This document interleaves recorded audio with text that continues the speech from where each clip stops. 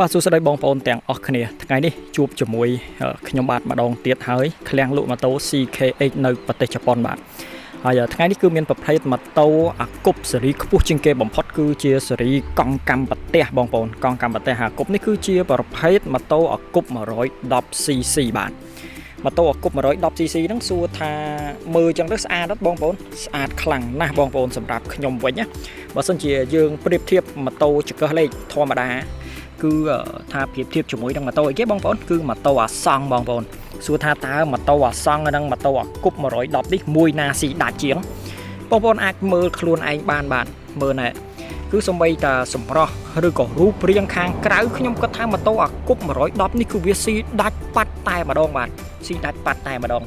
ហើយបូកជាមួយនឹងរូបរាងវាសមរម្យឬក៏មើលទៅដូចថាស្រួល maintenance ថែមទៀតបងប្អូនស្រួល maintenance គឺបានន័យថាស្រួលជួសជុលហើយមួយវិញទៀតមើលប្រភេទម៉ូតូអាកុប 110នេះ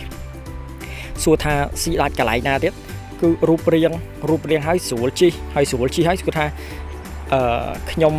និយាយតែឯងទេមែនទេអត់ទេបងប្អូនប៉ូលីសនៅប្រទេសជប៉ុននេះក៏គេនិយមប្រើប្រភេទម៉ូតូអាកុប 110នេះផងដែរបាទ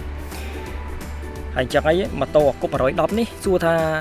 គេប្រើដើម្បីអ្វីម៉ូតូនេះមិនថាបងប្អូនកម្ពស់ 1m50 ឬក៏ 1m75 ឬក៏ 1m8 អីទេបងប្អូនខ្ញុំឃើញប៉ូលីសនៅជប៉ុនហ្នឹងដូចថាគេខ្ពស់ជាងខ្ញុំច្រើនដងទៀតគេនៅតែជិះបានហើយអញ្ចឹងហើយម៉ូតូនេះក៏បងប្អូនអាចជិះបានផងដែរបាទហើយចំណុចពិសេសមួយទៀតម៉ូតូអាកុបនេះអាស៊េរីចំនួនចុងក្រោយគេនេះគឺមានភ្ជាប់ជាមួយនឹងហ្វ្រាំង ABS ហ្វ្រាំង ABS ហ្នឹងវាមានអបកម្មនេះបងប្អូនហើយម៉ូតូនេះគឺប្រើប្រាស់តិចអញ្ចឹងបានន័យថាដែកហ្វ្រាំងនេះហ្នឹងគឺវាអត់ទាន់សឹកទេគឺនៅក្រាស់ខ្មឹកតែម្ដងបាទហើយម៉ូតូនេះមានភ្ជាប់មកជាមួយអីគេខ្លះគ្រឿងបំពាក់គឺមាន USB ប្រហែលជាវាមាន2គ្រាប់នៅក្នុងហ្នឹងមាន2គ្រាប់មែនបងប្អូនមាន2គ្រាប់អញ្ចឹងហើយយើងអាចជិះម៉ូតូបដើយើងអាចសាកថ្មទូរស័ព្ទបណ្ដើបានបាទអញ្ចឹងបើសិនយើងចង់សាកថ្មទូរស័ព្ទយើងគួរតែនៅនេះអត់មានទេបងប្អូនប៉ុន្តែយើងអាចរកកន្លែងកញ្ចប់ទូរស័ព្ទអីមួយអញ្ចឹងទៅយើងអាចសាកបដើយើងអាចជិះម៉ូតូបដើហើយម៉ូតូនេះការប្រើប្រាស់កុងទ័ររបស់វាអីគេដែរការប្រើប្រាស់កុងទ័ររបស់វាហ្នឹងគឺមានតែ 4000 គីឡូតែប៉ុណ្ណោះបាទហើយម៉ូតូនេះអាស៊េរីថ្មីហ្នឹងបងប្អូនមានអក្សរ N មានអក្សរ N ហើយនេះអក្សរ N នេះក៏មានដែរអញ្ចឹងបានន័យថានៅពេលណាដែលយើងជន់លេខចូលបងប្អូនវាមានចេញលេខ1លេខ2ឲ្យបងមិនមែនដល់អាស៊េរីចាស់វាអត់មានលេខយើងពិបាកមើលបងប្អូនប៉ុន្តែអានេះវាមាន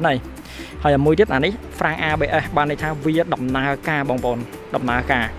ប៊ូតុងនេះគឺជាប៊ូតុងនេះបដូរអាគីឡូនេះយើងមើលខ្ញុំសាកចុចអានេះបដូរថា trip គីឡូ trip ក៏យើងមានហើយអានេះ average ហ្នឹង1លីត្រស៊ីប្រហែលគីឡូ1លីត្រជីបានប្រហែលគីឡូក៏មានហើយមានម៉ោងថែមទៀតបងប្អូនជិះទៅផឹកកាហ្វេឬក៏ទៅចូល KTV អីបងប្អូនអាចដឹងថាម៉ោងណាយើងអាចចូលផ្ទះវិញបានហើយម៉ូតូអាកុប 110នេះសួរថាស្រួលមើលឬក៏ល្អជាងម៉ូតូប្រភេទអូតូកម្រិតណាថែមទៀតនៅកន្លែងណាគឺចង្វាក់កង់បងប្អូនចង្វាក់កង់ហើយនឹងប្រើតែប្រេងម៉ាស៊ីនមួយទេយើងមិនបាច់មានប្រេងកាឡេហើយនឹងយើងមិនបាច់មានដូចថាប្រេងកាឡេហើយនឹងខ្សែពៀនខ្សែអីវាអត់មានបងប្អូនគឺមានតែប្រេងម៉ាស៊ីនមួយយើងអាចជិះបានហើយបាទហើយចំណុចពិសេសវាមួយទៀតគឺចង្វាក់កង់បងប្អូនចង្វាក់កង់ណាម៉ូតូអូតូគឺវាមានខ្សែពៀនប៉ុន្តែនេះវាចង្វាក់វិញចង្វាក់គឺវាសំណឹកគឺយូរជាងខ្សែពៀនបាទអញ្ចឹងសូមអរគុណបងប្អូនទាំងអស់គ្នាហើយបើសិនជាពេញចិត្តប្រភេទម៉ូតូអាកុប